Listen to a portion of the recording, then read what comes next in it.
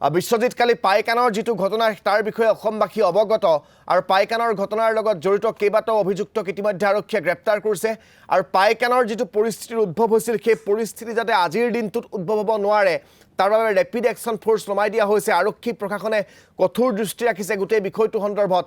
বৰ্তমান পাইকানৰ অৱস্থা কেনেকুৱা আৰু গোৱালপাৰা জিলা প্ৰশাসনে গোটেই পৰিস্থিতিটো যাতে উদ্ভৱ হ'ব নোৱাৰে পুনৰবাৰ তাৰ বাবে কেনেকুৱা কি ব্যৱস্থা নতুনকৈ হাতত লৈছে সেইখিনি মই আপোনাৰ পৰা জানিব বিচাৰিম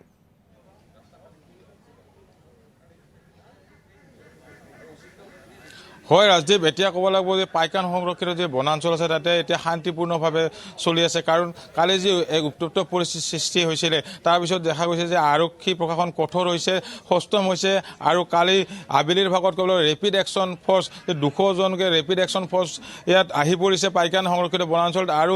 ওৰে নিশা কৃষ্ণাই বলবলা পাইকান অঞ্চলত তেওঁলোকে টহল দিছে আৰু ক'ব লাগিব নিশাৰ ভাগত আৰু দিনৰ ভাগত মুঠ 10 জনকে লোকক যিসকল লোকে কালি উত্তপ্ত পৰিস্থিতিৰ সৃষ্টি কৰিছিল যিসকল লোকে যি উচ্ছেদিত লোকসকলে হাতত লাঠি জং লৈ শিল লৈ যেতিয়া আৰক্ষীক আক্ৰমণ কৰিছিলে তাৰে চিনাক্ত কৰি 10 জনকে লোকক ইতিমধ্যে গ্ৰেপ্তাৰ কৰিছে আৰক্ষীয়ে আৰু ওৰে নিশা যিহেতু ৰেপিড একশ্যন ফ'ৰ্চে টহল দি আছে কৃষ্ণাই বলবলা অঞ্চলত আৰু এয়া চাওক এতিয়াও কোনো এজন লোকক ইয়াত ভিতৰত প্ৰৱেশ কৰিব দিয়া নাই আৰক্ষী সষ্টম হৈ আছে কাৰণ কালি আয়ুক্তগৰাকী আৰু গোৱালপাৰা জিলাৰ বন বিষয়াগৰাকীয়ে কঠোৰ নিৰ্দেশ দিছে কোনো এজন লোকে যেন ইয়াত প্ৰৱেশ কৰিব নোৱাৰে যিসকল যদি কোনোবা এই পাইকান সংৰক্ষিত বনাঞ্চলৰ ভিতৰত প্ৰৱেশ কৰে তেওঁলোকক যি ফৰেষ্ট একমতে তেওঁলোকক এৰেষ্ট কৰা হ'ব আৰু আয়ুক্তগৰাকীয়ে কৈছে এটা পকা পৰ্যন্ত আমি এই পাইকান সংৰক্ষিত বনাঞ্চল প্ৰৱেশ কৰিব নিদিওঁ যি কালি পুৱা যি এক পৰিস্থিতিৰ সৃষ্টি হ'ল সেই পৰিস্থিতি যেন আকৌ উদ্বোধন হয় তাৰ বাবে দেখা গৈছে আৰক্ষী এতিয়া সষ্টম হৈ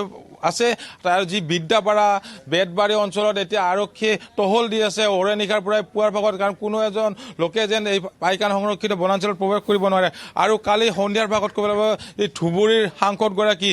ৰকিবুল হুছেইনে ইয়াত প্ৰৱেশ কৰিবলৈ চেষ্টা কৰিছিলে কিন্তু আৰক্ষীয়ে তেওঁলোকক বাধা প্ৰদান কৰিছিলে মেজিষ্ট্ৰেট আছিলে আৰক্ষী আছিলে কোনো এজন নেতা পালি নেতা ৰাজনৈতিক অৰাজনৈতিক দল সংগঠনক এই পাইকান যি সংৰক্ষিত বনাঞ্চল আছে এই বনাঞ্চলত প্ৰৱেশ কৰিব নিদিয়ে সেইটো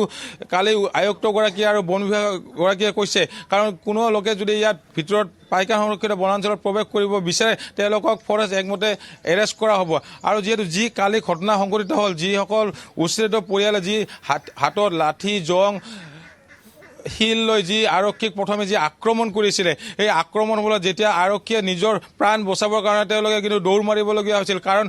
যেতিয়া তেওঁলোকে দেখা গৈছে আৰক্ষী প্ৰায় 20-25 জন আছিলে কিন্তু উচ্ছেদিত পৰিয়ালৰ উচ্ছেদিত যি লোকসকল প্ৰায় 500-600 মানুহ যেতিয়া হাতত লাঠি জং লৈ আহিছিল তেতিয়া আৰক্ষীয়ে নিজৰ প্ৰাণ বচাবৰ কাৰণে তেওঁলোকে পলায়ন কৰিবলগা হৈছিল তাৰপিছত তেওঁলোকে শূন্যলৈ গুলীচালনা কৰিবলৈ বাধ্য হৈছিলে আৰু শূন্যলৈ গুলীচালনা কৰাৰ পিছত 3 জনকে লোকৰ উচ্ছেদিত লোকৰ গাত গুলি লাগিছিলে তাৰে এজন লোক কালিয়ে মৃত্যুবৰণ কৰিছে আৰু 2 জন লোক উন্নত চিকিৎসাৰ বাবে গুৱাহাটীলৈ প্ৰেৰণ কৰা হৈছে আৰু ক'ব লাগিব আৰক্ষীৰ বহুকেইজন লোক গুৰুতৰভাৱে আহত হৈছে গুৰুতৰভাৱে প্ৰায় 14 জনকে লোক আহত হৈছে আৰু কম বেছি পৰিমাণে বহু লোক আহত হৈছে আৰক্ষী আৰু বন বিভাগৰ কিন্তু আজি দেখা গৈছে শান্তি ইয়াত বিৰাজ কৰিছে কাৰণ কোনো এজন লোকক কোনো উচ্ছেদিত পৰিয়াল বা আন কোনো দল সংগঠন ৰাজনৈতিক অৰাজনৈতিক কোনো দল সংগঠনৰ লোকক কিন্তু এই পাইকান সংৰক্ষিত যে বনাঞ্চলত ইয়াত প্ৰৱেশ কৰিব দিয়া নাই ৰাজদীপ